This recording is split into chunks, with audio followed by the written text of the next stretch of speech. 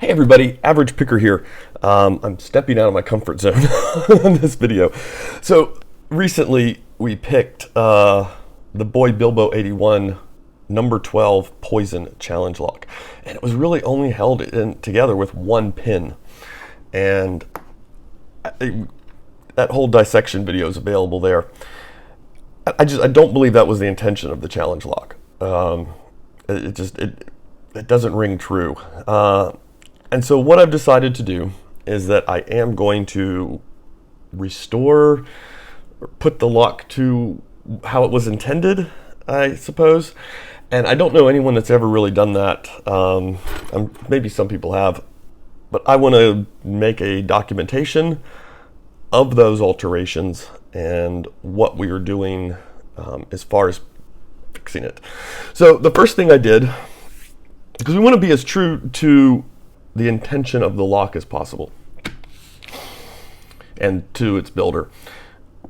So the first thing I did was I went and I have watched the videos I could find on this particular lock being picked, and it comes out in the same pin configuration every time. Now Murloc picked the lock back a little ways, and it was interesting because when he dumped the springs, he had a number of doubled springs. I only have doubled springs in chamber 1. I don't have doubled springs in 2, 3, 4, 5. I'm going to leave that as it is. I'm not going to get into doubling up the springs. I think as long as the spring tension is kind of there, that's the most important part. I don't know what the intention was for as far as how significantly difficult the pins should be to lift. So I'm going to leave that untouched. Now the other thing I did was I went and I watched, and I've picked a few BoyBilbo81 locks myself, and I went and I've watched a slew of other people picking BoyBilbo81 locks as well, because I wanted to get an idea of how he makes locks, what his challenge lock kind of stuff is. There's nothing that I can see that is quirky. He does good work. Let's not get that wrong. But I'm a little prone to doing quirky things. I have intentionally left out driver pins before. I have left entire chambers blank. I had some like 6 or 7 pin locks, and I left one out just so it would feel like there was nothing there, and you might not go beyond that. I have done quirky things. BoyBilbo does not seem to do quirky things. So I think we can rest assured that he intended for the drivers to actually fit in the core. So that's what we're going to do. We're going to work on getting all those to fit. I am not going to replace pins if at all possible. What I'm going to do is simply take as little material off of every pin in both directions. So I will be flipping the pins in the Dremel so that they will actually chamber up in the core on those drivers. Number 5 key pin is the trickiest because 5 does not actually even sync. I think looking at the key, he intended 5 to be a big lift. I don't think it was an overset trap.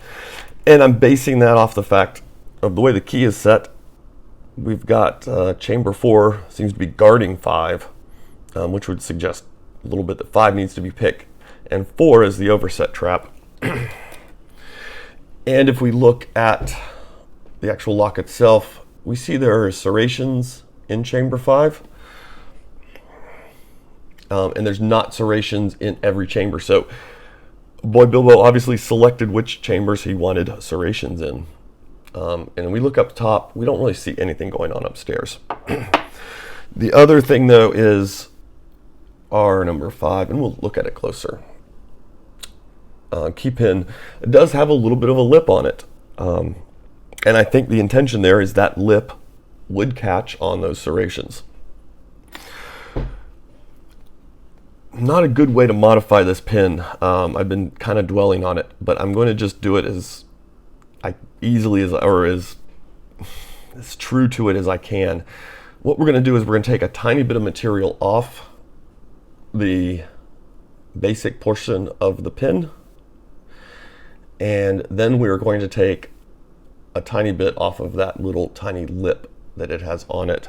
And hopefully, if we're very careful and we work very slowly, that will enable it to drop down, and that little lip on the edge of that pin will, as intended, interact with those serrations that's in the core.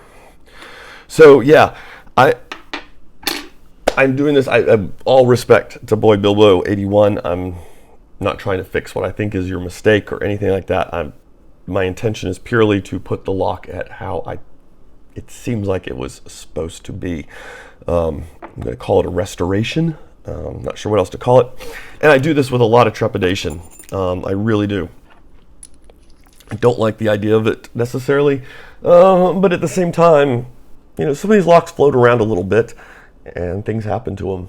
And, you know, like an old painting or something, you know, are we doing a disservice to a painter who, you know, because we go back and restore the painting to as how it was intended to look. I just don't see how this lock was supposed to be intended to be held together with only one pin. So yeah, there we go. That is the plan. And I'll document some more of that process as I go. All right, guys.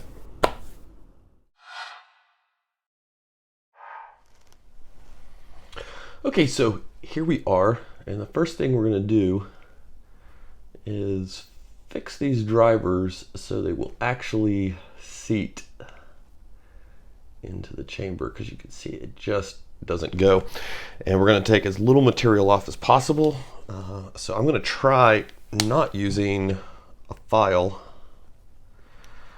and just using some sandpaper on them.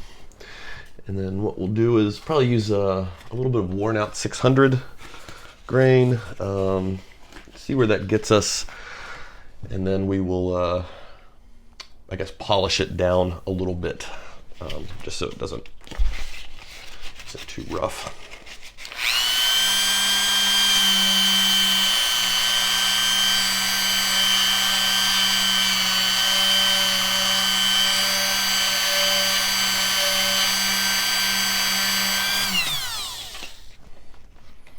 I'm going to check this very often as well. So you can see we got a good bit more needs to come off there. I think I need something more than this worn out 600 though. Okay, you can see we've got a fairly nice fit now on this end. And we're just going to get some very well worn grade sandpaper here and just kind of polish it off a little bit. And then what we will do is flip the pin around and do the other side of it, because it's gonna be so subtle. You know, you can see there. I mean, if someone's not careful, it'd be pretty easy to put this in again the wrong direction.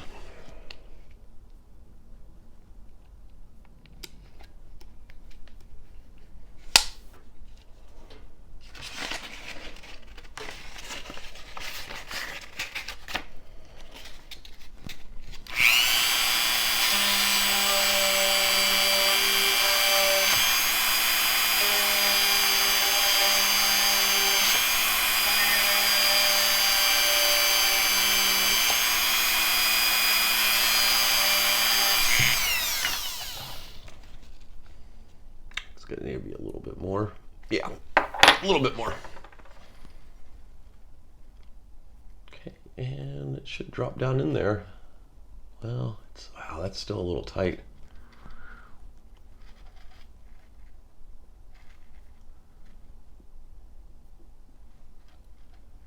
Yeah.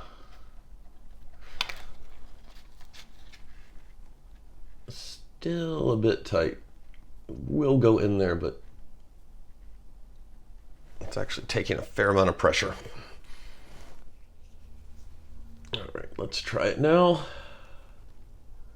Much smoother. Still retain some of that tightness, but let's make sure it's going to go the other way pretty well. Yeah. I think we're kind of good. It's still quite tight. We took off a very bare minimum amount of material there. But I think that's going to work. Now our second one has the exact same issue. So we're just going to repeat that process again.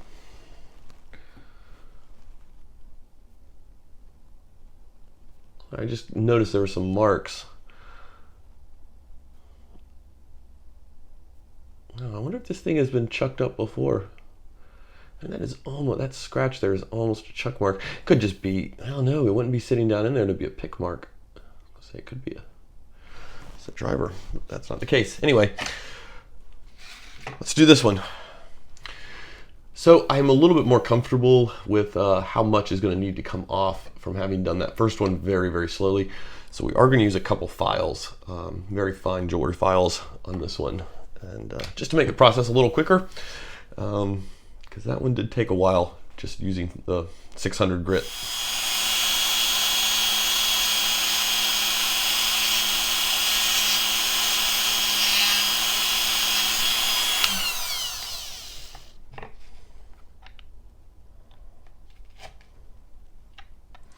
So that is the result of some uneven pressure from the file. So what we're going to do is just kind of work down in here a little bit more. So I'm not going to turn the file too much because I don't want to cut an edge into the pin. I want to keep that same standard profile going, but I'm going to put a little more pressure towards the chuck end.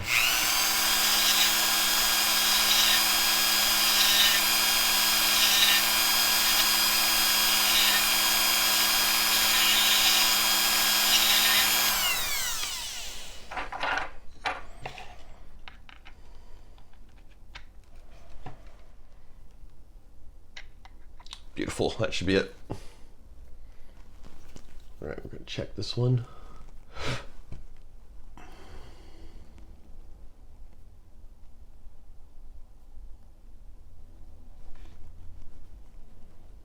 Yeah, that's still very tight, but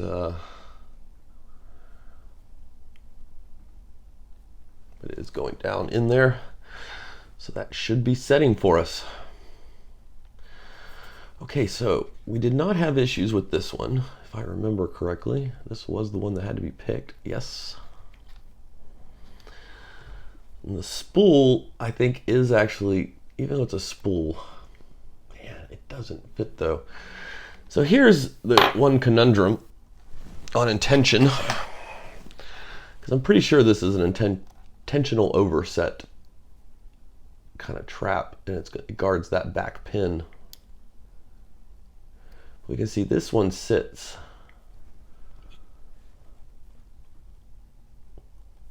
pretty much right there on the shear line, which means this probably, there was no intention for this to actually sink into the spool. It was just going to sit right on top there, but this pin does not fit at all. So erring on the side of caution, I'm going to lose the pin. Got right there. We're going to leave this chamber 4 completely untouched. So maybe the better idea is to actually work that spool a little bit, just so it does sit down in what tiny bit of lip there is. I don't know why the camera's doing weird focus. But in an effort to do minimum work, we're going to leave it untouched. Now we got to check this one. Okay, and this one does sink. So the problem with this one is this guy here, and you can see it's got that little bit of lip on it. And if we drop him down, he sinks very nicely, except that ridge prevents it from going down all the way in. And like I said in the intro to this, I'm pretty sure the intention was for this pin to sit all the way down in there, because you can see we've got that threading inside there, and so that little tiny lip is probably supposed to be interacting with that threading. So my approach is going to be to take a little bit of material off of this part. That will theoretically widen that lip, and then we'll take a little bit of material off of that lip, just so it's thin enough to drop down in there. The other idea is to do it backwards.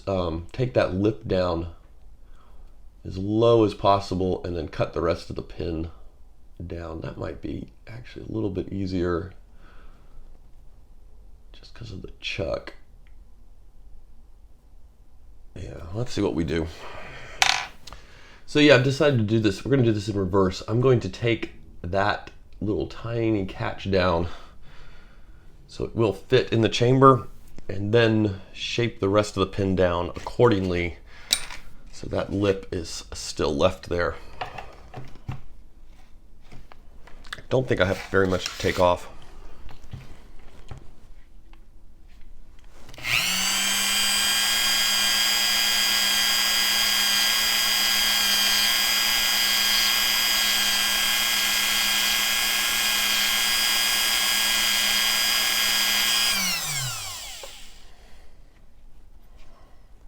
See, it's almost pretty much gone at this point. And that is still way too thick. All right.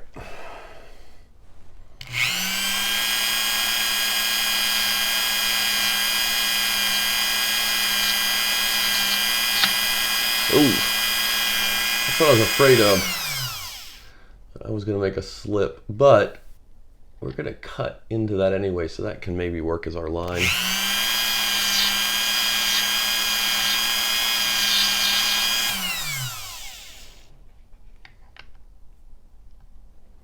Wow, it's got to do more. This is making me nervous. This is already a pretty small pin.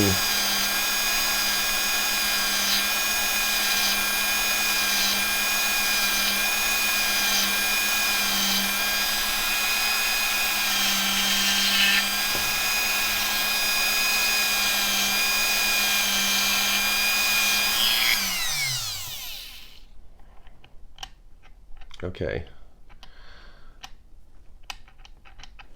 that does fit. I hope I didn't take too much off. So we've not put that lip back on the pin yet, but I did flip it around in the chuck, and I just want to show that. What I basically did was I did like one pass with the jewelry file, and that was just to give me kind of a working line, because we don't really need to take any material or make this pin any smaller, you know, from here on down. But by doing that single pass, that's kind of given me that, you can see now that line there, and that's kind of the original where it was. And that's going to kind of give me a place to line up with and work as far as putting that lip back in there. And I'm thinking I'm just going to have to cut that lip a little bit as if it was a tiny serration. Unfortunately, should still more or less function the same, but I'm not really sure how else to do it, because I don't want to just narrow the entire pin a whole nother like diameter sort of difference, because what that will do is cause this pin to then potentially wobble too much in the chamber. So what we're going to do is we're going to come in and we're going to just let this very thin jewelry saw blade catch and start our mark, and then we're just going to run it very carefully down. And so we're retaining the original diameter polished in the chuck part. Everything above the chuck to about there is going to be reduced just a tad, and hopefully it's going to be reduced so little that it won't really notice, but it will bring that lip back in.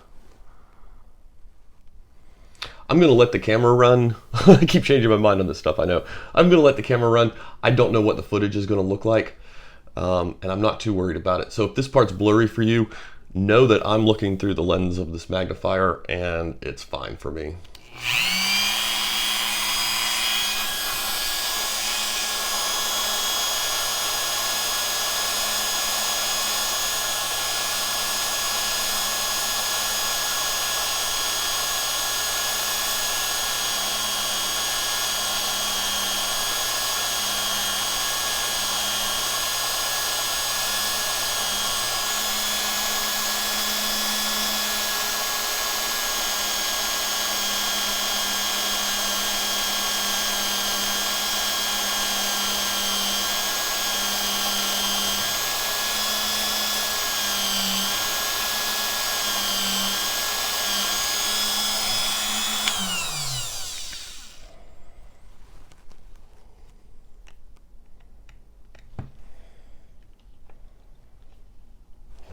It's just not forming.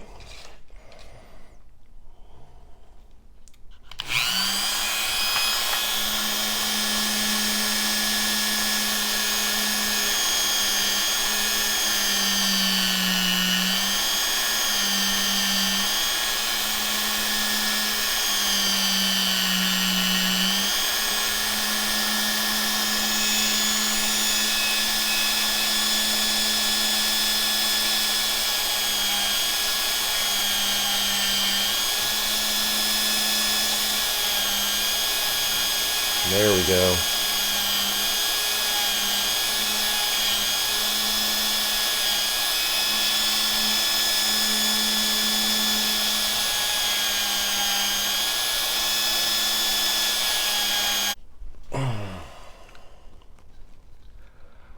Well, it's not great, and it's not as sharp as it had been, but there is a little bit of a lip there. So this is a steel pin.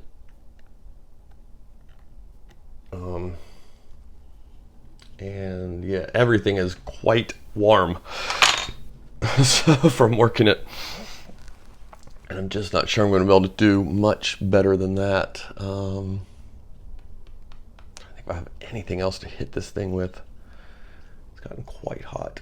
Burnt my fingers a few times, but yeah, that lip really hard to bring in.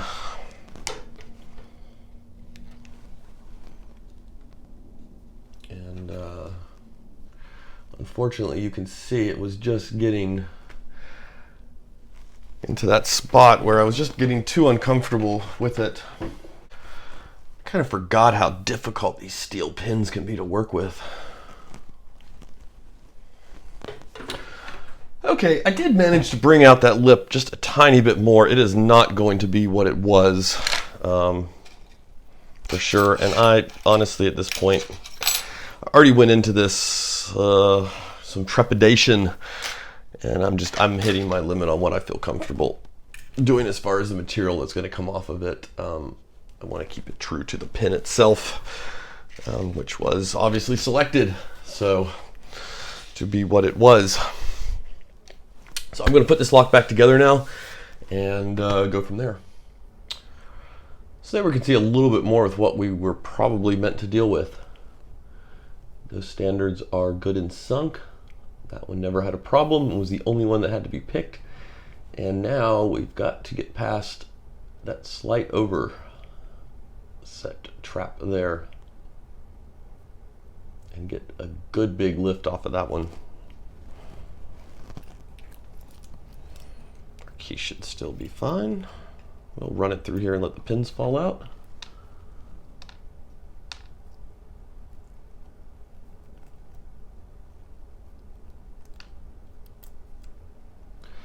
And of course under spring tension, that would drop down. Now, yeah, so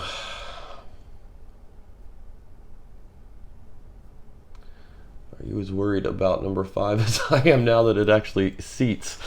Yeah, let's find out what the situation with that is.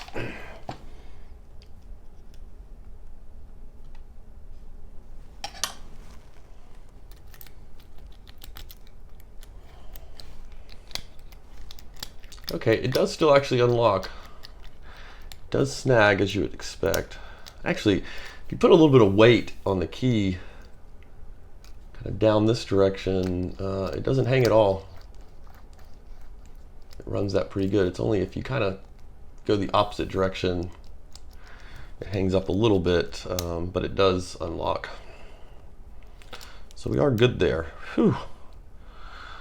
That was good to know. Okay, let's just let that one pop.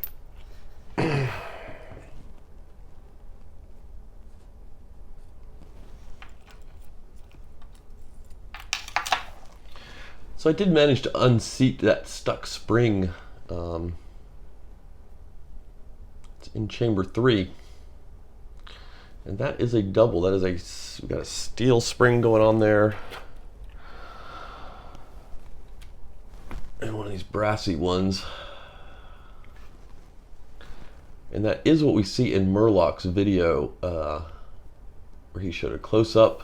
That is what we see as the spring in that chamber.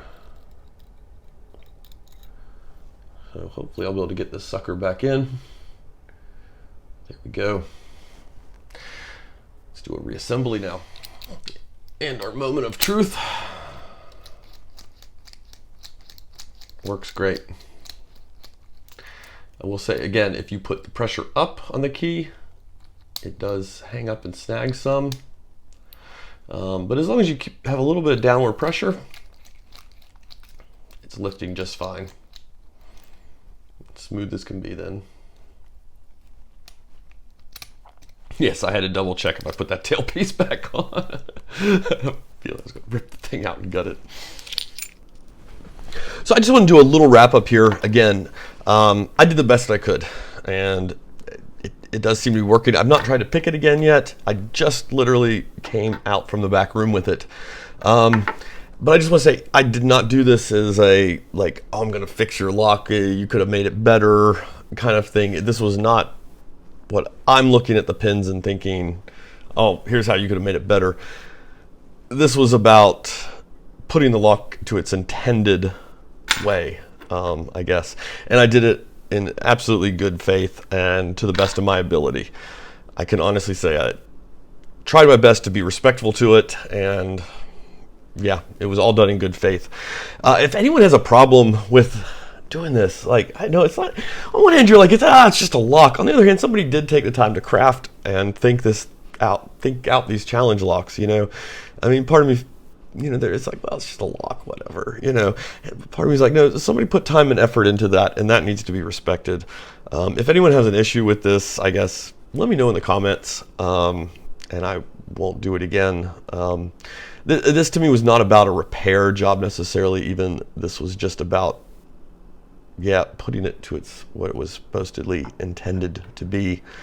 And again, I know I did it in absolutely good faith, and maybe I'm taking it too seriously. But I would rather take it too seriously and treat it respectfully in that direction than be nonchalant about it and just be like, whatever, I'll fix it for you. So yeah, there we go, everybody. Thanks for watching. Have no idea how long this video is going to be, but thanks again. All right, have a good one.